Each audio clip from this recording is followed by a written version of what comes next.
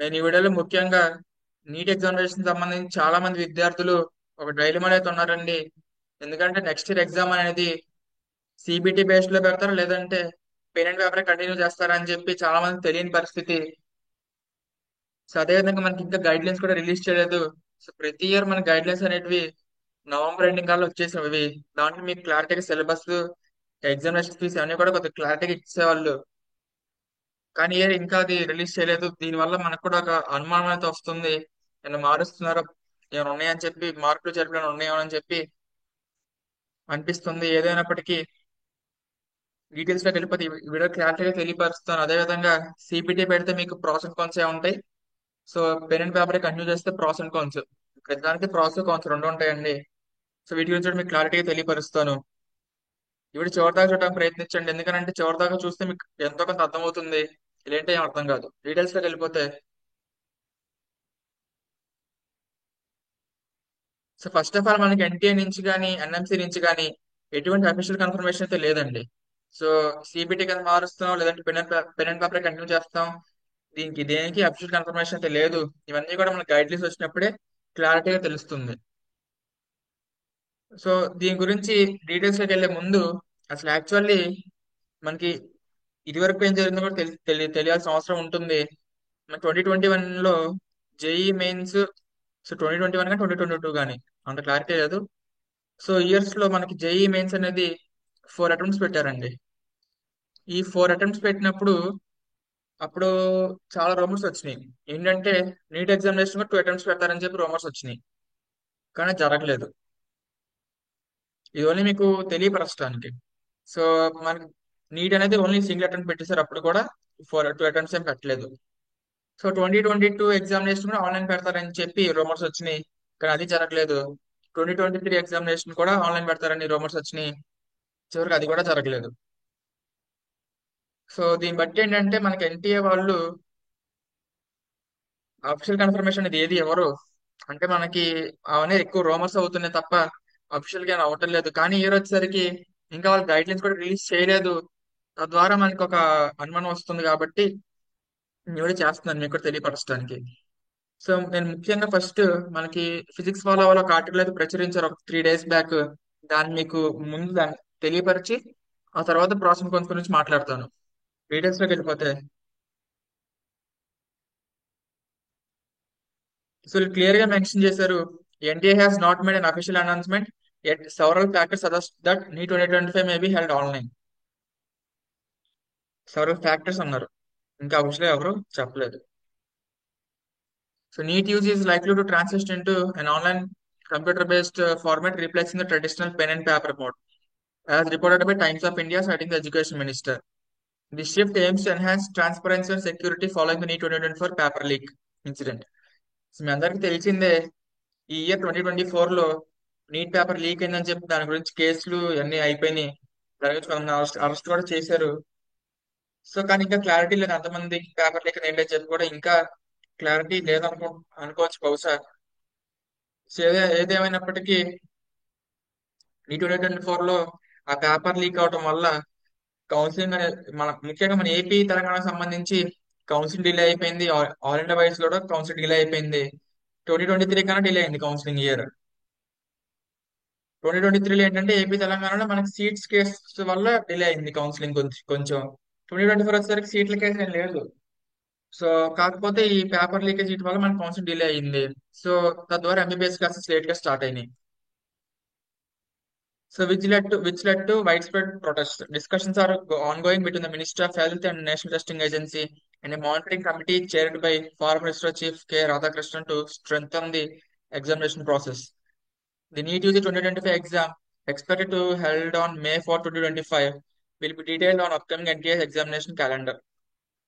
So upcoming NTA exam calendar లో మనకి దీని గురించి తెలియపరుస్తారని చెప్పి మనకి ఫిజిక్స్ వాళ్ళు ఆర్టికల్ ప్రచురించారు.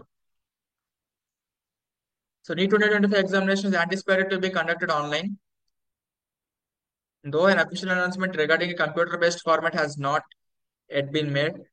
Stakeholders suggest this potential shift to an online format to ensure the exam's integrity, especially after NEET 2024 controversy.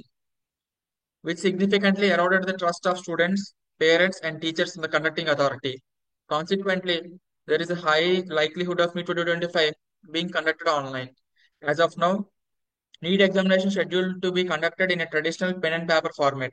The syllabus includes physics, chemistry, and biology from both class 11 and class 12 textbooks. So ఇదంతా కూడా మనకి already pen and paper గురించి తెలియపరిచారు. Any updates will be officially communicated by the National Testing Agency. Please so అంత NT వాళ్ళే చెప్తారు. So suggestions as per committee report. The committee led by former Minister Chief K. Radhakrishnan has proposed several measures to improve the NEET UG examination process. One key suggestion is to transition pen and paper question content into digital format. So మనకి క్లారిటీగా NTA వాళ్ళ committee ఏర్పాటు చేశారు. ISRO chief former ISRO chief head గా ఒక committee అయితే ఏర్పాటు చేశారు. దాంట్లో వాళ్ళు సజెస్ట్ ఇచ్చినట్లుగా వీళ్ళు మెన్షన్ చేశారు. ఏంటంటే అది pen and paper based examination అనేది మన డిజిటల్ మోడ్ గా మారిస్తే ఎగ్జామినేషన్ ఇంటిగ్రిటీ పెరిగిద్ది అని చెప్పి వారు ఇచ్చిన కమిటీ రిపోర్ట్ ఉన్నట్టుగా వీళ్ళు తెలియపరిచారు. While students continue to write their answers on physical sheets, this hybrid approach aims to minimize risk to leak during printing, storage, and transportation.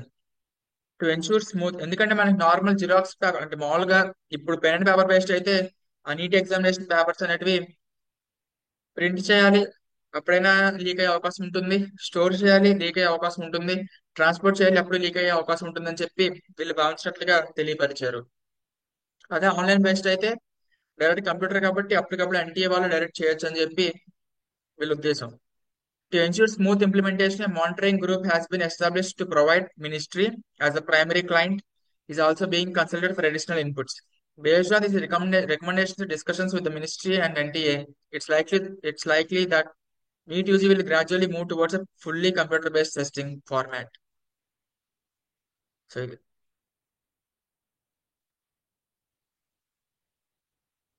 So NEET exam అనేది సిబిటిగా అయ్యే chance ఉందని చెప్పి వీళ్ళు క్లారిటీగా తెలియపరిచారు. ఈ ఆర్టికల్ యొక్క ముఖ్య ఉద్దేశం అది. సో ఇప్పుడు ఆన్లైన్ పెడితే దానికి వచ్చే లాభాలు ఏంటని చెప్పి మీకు తెలియపరుస్తాను. ఇప్పుడు సిబిటి అంటే కంప్యూటర్ బేస్డ్ ఎగ్జామినేషన్ మార్చేస్తే కొన్ని ప్రాఫిట్స్ డెఫినెట్ గా ఉంటాయండి. ఎందుకంటే ఆన్లైన్ ఈజ్ జేఈ మెయిన్స్ పెడుతున్నారు, దానికి చాలా ప్రాఫిట్స్ ఉన్నాయి.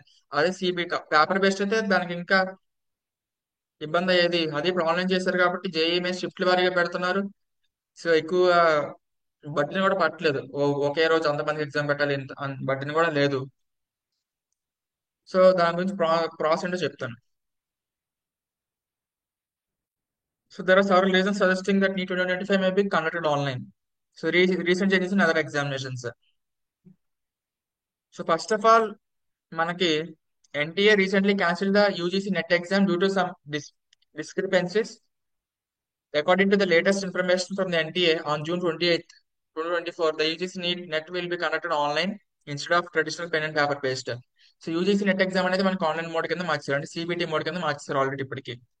Therefore, there is a chance that NEET 2025 will also be conducted online. So ఇదంతా కూడా ఒక రీజన్. సో 2024 కాంట్రవర్సీ గురించి ఆల్రెడీ మీకు తెలియపరిచాను. అదేవిధంగా post Covid technological advancements. Since the COVID-19 pandemic there has been a significant shift towards online examinations. Technology has advanced and many exams that were previously conducted online have now moved online. That were previously conducted offline have now moved online. So efficiency and cost effectiveness. Conducting NEET examination online could be more efficient and cost effective for the administration. So online పెడితే మనకి cost effective government కి, అంటే government కాదు NTA వాళ్ళకి cost effective గా ఉంటుంది and efficiency కూడా ఉంటుంది. An online platform can provide a standardized testing environment, reducing inconsistencies between the different exam centers. So, enhanced security features. NTA could implement advanced security features to maintain the integrity of the exam, such as utilizing webcams and screen monitoring software to prevent cheating. So cheating ఇవన్నీ process ఇప్పుడు నుంచి ఇవన్నీ process. So utilising the webcams and screen monitoring. ఎవరైనా కానీ cheat చేయాలంటే మనకి web cams లో వాళ్ళు డీటెయిల్ చూస్తారు, సో అప్పుడు దొరికిపోతారు. కాబట్టి ఆల్రెడీ మనకి ఇప్పుడు ఎవరైతే హోమ్ బేస్డ్ ఎగ్జామ్స్ రాస్తున్నారో అందరూ కూడా వెబ్ క్యామ్స్ పెట్టుకునే రాస్తారు. అండ్ చీటింగ్ అనేది జరిగితే వాళ్ళకి తెలుస్తుంది వాళ్ళు చూస్తున్నప్పుడు, తద్వారా చాలా ఎఫెక్టివ్ గా ఉంటుంది ఒకటి. సో చీటింగ్ అనేది తగ్గుతుంది, prevention. So generating different sets of questions for each student to prevent the sharing of answers. Restricting access to external websites and resources during the examination. So ఇవి మెయిన్లీ ప్రాస్. సో ఇంకా చెప్పాలంటే cost effective. So ఇంకో positive ఏంటంటే దీని గురించి మీరు OMR sheet పబ్లింగ్ చేయ అవసరం లేదు సిబిటి పెడితే. సో ఓఎంఆర్ పబ్లింగ్ లో చాలా మంది మార్క్స్ పోతాయి. ఎందుకంటే ఆ ఎగ్జామినేషన్ టైంలో ఆ ఉండే స్ట్రెస్ టెన్షన్. దీని వల్ల ఏంటంటే ఓఎంఆర్ లో సరిగ్గా చేయలేకపోవడం, లేదంటే బబుల్ చేసినా కానీ మీరు సో ఒక క్వశ్చన్ పెడితే ఇంకో క్వశ్చన్ ఆన్సర్ పెట్టేయటం, లేదా కాకుండా డైరెక్ట్ రిజిస్ట్రేషన్ నెంబరే తప్పుగా బబుల్ చేయటం. దీనివల్ల చాలా నెగిటివ్ గా ఉంటుంది. సో మీరు సిబిటి మోడ్ లోకి వెళ్ళిపోతే ఇంత ఇంత ఇబ్బంది. మీరు డైరెక్ట్ బబ్లింగ్ చేయాల్సిన లేదు కాబట్టి మీరు ఏ ఆప్షన్ ఏంటంటే ఆప్షన్ పెట్టేయటమే. సో మీకు బబ్లింగ్ చేయాల్సిన అవసరం ఉండదు. ప్రతి ఆర్డర్ చూసుకోవాల్సిన అవసరం ఉండదు. అంటే ఆర్డర్ చూసుకోవడానికి చాలా టైం వేస్ట్ అయిపోతుంది. ఓఎంఆర్ బబ్లింగ్ చాలా టైం వేస్ట్ అవుతుంది నీట్ ఎగ్జామినేషన్ రాసే వాళ్ళకి. సో మీకు అంత ఇబ్బంది ఉండదు. సిబిటికి మారిస్తే డైరెక్ట్ ఆప్షన్ సెలెక్ట్ చేసుకోవడం, ఆప్షన్ మీకు ఆల్రెడీ ఎవరైనా లాంగ్ టర్మ్ చేసిన ఉంటే మీరు అందరూ ఎంసెట్ రాసే ఉంటారు. ఎంసెట్ లో చాలా హ్యాపీగా క్వశ్చన్ ఉంటుంది, దాని కింద ఆన్సర్ సెలెక్ట్ చేసుకోవడం, లాక్ అయిపోతుంది ఆన్సర్. మళ్ళీ కావాలంటే మార్చుకోవచ్చు. అదే మీరు ఒకసారి ఆఫ్లైన్ ఒకసారి బబుల్ చేసేస్తే, pen and paper based exam ఒకసారి మీరు ఆన్సర్ కానీ బబుల్ చేసేస్తే ఇంకా చేసేది ఏమి ఉండదు, మార్చడానికి ఉండదు. ఒకవేళ ఆర్డర్ తప్పైనా కానీ మాకు చేసేది ఏమి ఉండదు. సో టైం కలిసి వస్తుంది.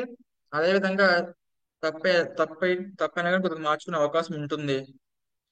సో ఇది మెయిన్లీ ప్రాసెస్ అయితే ఇదే. మెయిన్లీ ప్రాఫిట్ ఏంటంటే ఇదే, ఆన్లైన్ కింద మారిస్తే.